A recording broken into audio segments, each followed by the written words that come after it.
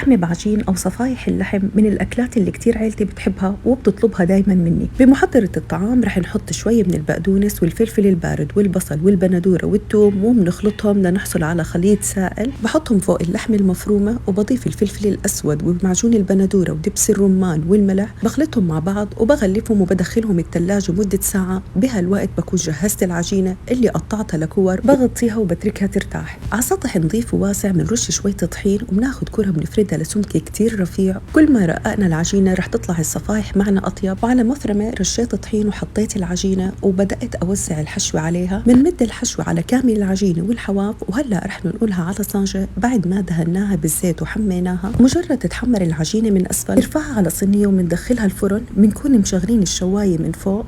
مجرد ما تتحمر الحواف بتكون الصفايح جاهزة واستوت.